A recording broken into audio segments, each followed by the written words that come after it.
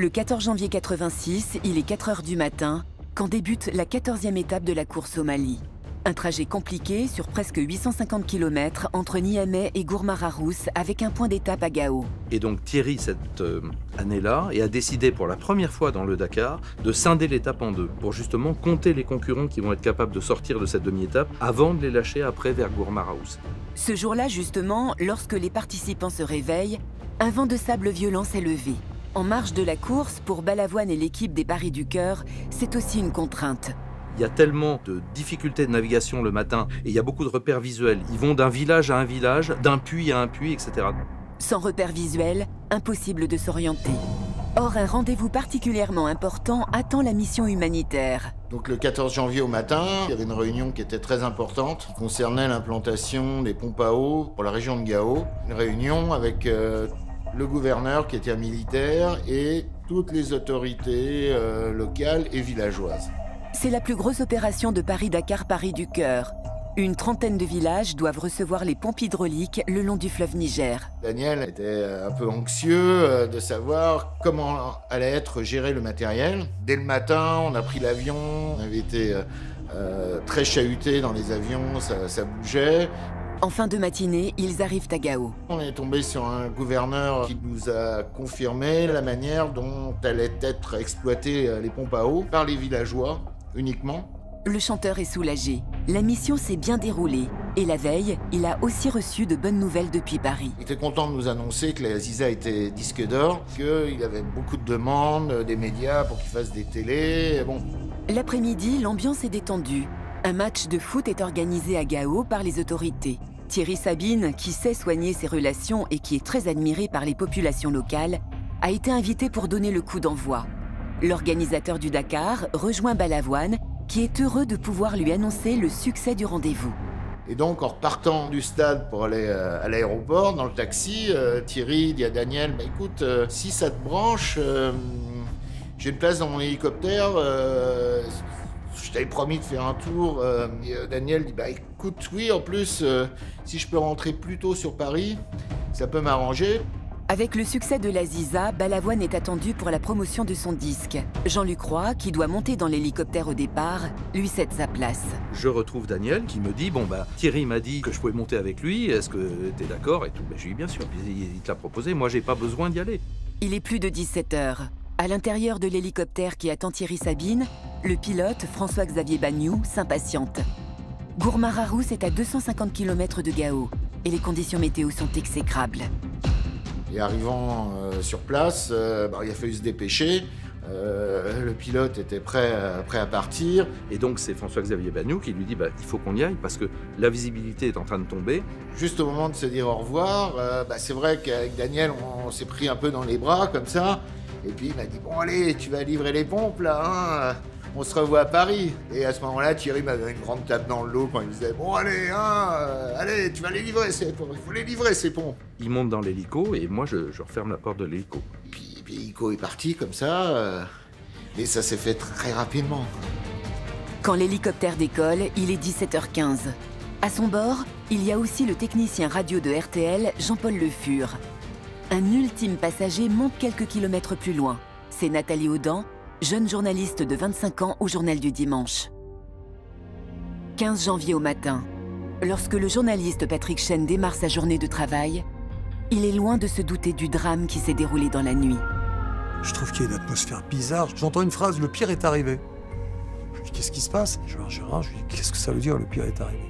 Et là aussi, un peu de professionnalisme. C'est-à-dire que alors qu'il y a un blackout total, et qu'ils ne veulent pas diffuser la nouvelle, il sait que je bosse. Et il me met dans la confidence. Et il me dit, voilà, c'est un drame. L'hélico est tombé. Je dis, l'hélico est tombé, mais il y a des blessés. Ils sont tous morts. Tous. Ça paraît totalement ahurissant. La disparition de ses amis, Jean-Luc Roy l'apprend en plein vol, alors qu'il rejoint l'organisation du Dakar à Bamako. Dans notre avion, il y a un confrère de Radio France Internationale, qui s'appelle Bruno Pfleger, qui a une petite radio et qui peut capter, et ça aussi je me rappellerai toute ma vie évidemment, et à un moment il dit « l'hélico s'est crashé, ils sont tous morts ». Donc on est en plein vol, hein. Et là on lui dit « mais qu'est-ce que tu racontes quoi, qu'est-ce que c'est que ça ?» Et puis bon, malheureusement, c'est quasiment en boucle, quoi. Toutes les 10 minutes on répète que... Donc là, c'est peu dire qu'on est atterré. Enfin, on pleure tous. Hein. Et puis... C'était apocalyptique, quoi. On est tous abasourdis, traumatisés. Jean-Luc Roy, ça a été terrible pour lui d'avoir laissé sa place.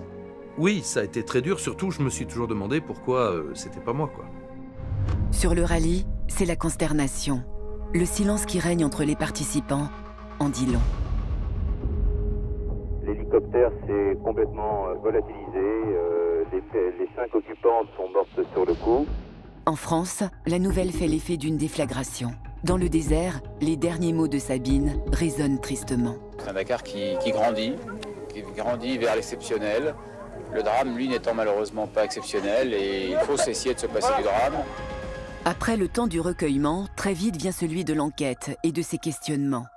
Avec François-Xavier Bagnoud, un pilote d'hélicoptère expérimenté et aguerri à la conduite dans le désert, et Thierry Sabine à son bord, qui connaît parfaitement le terrain, comment expliquer que l'engin se soit crashé?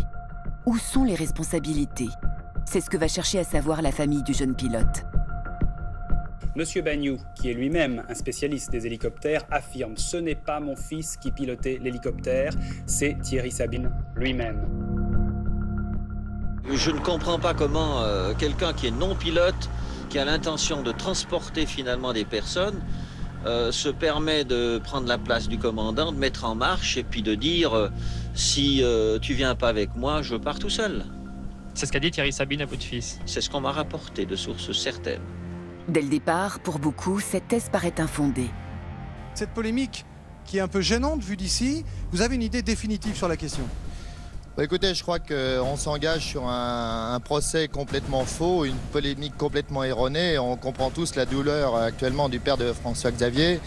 Bon, moi, je vole avec Thierry depuis 8 ans, en avion, en hélicoptère, en Afrique, en France.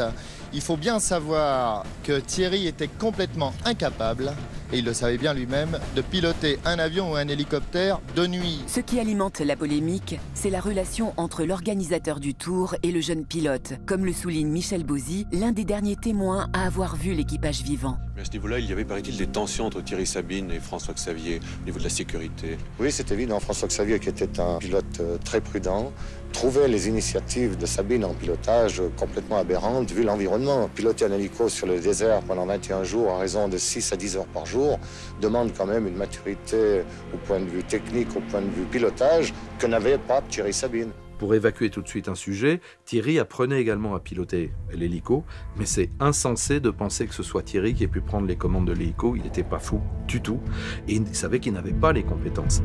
Aujourd'hui, aucune preuve matérielle, aucun témoignage ne confirme que Thierry Sabine était aux manettes de l'appareil au moment de l'accident, ni que François-Xavier Bagnoud ait commis une erreur de pilotage. Quant à une possible défaillance technique, elle a été exclue par les experts des constructeurs. Apparemment, les turbines fonctionnaient normalement. Il n'y a rien eu qui accréditerait la thèse d'une panne mécanique ou de quoi que ce soit d'autre. Il n'y a rien. Aucune information judiciaire n'aurait été ouverte. Ce qui a permis de reconstituer les circonstances de l'accident repose uniquement sur les témoignages des participants et l'enquête des journalistes. Retour le 14 janvier au soir. Le vent de sable qui s'est levé brouille de plus en plus la visibilité. À 18h30, l'hélicoptère se pose à Gossy pour le départ de la seconde étape chronométrée. Mais il faut repartir très vite. La nuit est en train de tomber. Alors que l'hélicoptère n'est qu'à 22 km de l'arrivée, son pilote, François-Xavier Bagnoud, décide d'atterrir car l'engin n'est pas équipé pour un vol de nuit. Thierry Sabine demande l'intervention d'une voiture pour les ramener au bivouac. Alors comment expliquer que l'hélicoptère est redécollé ? Moi, je pense personnellement, c'est que Thierry en a eu marre d'attendre parce qu'il s'est passé pas mal de temps, 30-45 minutes. Donc, il a dit, bon, on y va, après tout, on suit une voiture, ce qu'il a déjà fait, je le répète, à plusieurs reprises. La deuxième, c'est qu'une des personnes se soit blessée ou ait été mordue ou piquée par un scorpion, il y en a, par un serpent. En tout cas, il y a une raison impérative pour redécoller tout de suite. Seule certitude aujourd'hui, le témoignage des occupants du 4x4 qui guide l'hélicoptère dans la nuit grâce à ses feux arrière. Donc l'hélico est très très proche et malheureusement à un moment, il doit faire un écart par la gauche parce que la piste tourne à gauche et qu'il y a une plaque de fèche-fèche, de sable très mou, et l'hélico se trouve de fait projeté devant. Et lorsqu'il tourne sur la gauche, il voit l'hélico les dépasser par la droite en fait. Il le voit puisqu'il est au ras du sol et puis d'un seul coup, ils entendent un bruit qui fait Comme ça, exactement. Donc, ils font un détour avec le Mitsubishi. Et là, malheureusement, dans les phares de la voiture, ils constatent le drame qui vient de se produire. Bon, malheureusement, il n'y a plus rien à faire. À ce jour, les raisons pour lesquelles l'appareil a redécollé restent encore un mystère. À seulement 33 ans, l'étoile Balavoine s'apprêtait à entamer une carrière internationale. Et il s'éteint tragiquement dans le désert. Il faisait tout à toute vitesse. On aurait dit qu'il avait senti que sa vie allait être courte. Touché par cette tragédie, sa famille et ses fans vont poursuivre son engagement en Afrique grâce à l'association qui portera son nom. Est-ce que inconsciemment, j'ai voulu faire en sorte qu'il soit vivant longtemps? Peut-être, je ne sais pas. En tout cas, je ne suis pas la seule à être heureuse à l'entendre. 36 ans plus tard, Sauver l'amour, son dernier album, reste encore l'un des plus vendus en France. Quant à ses engagements, ils sont plus que jamais d'actualité. Qu'est-ce qui a changé par rapport de ces coups de gueule et tout ce qui se passe actuellement? Question pour vous. Daniel, c'est une pierre précieuse qu'on nous a dérobée. Quand il est parti avant les siens, mes naufrages au petit matin ont mis mes jours dans la nuit. J'étais sans manque de lui.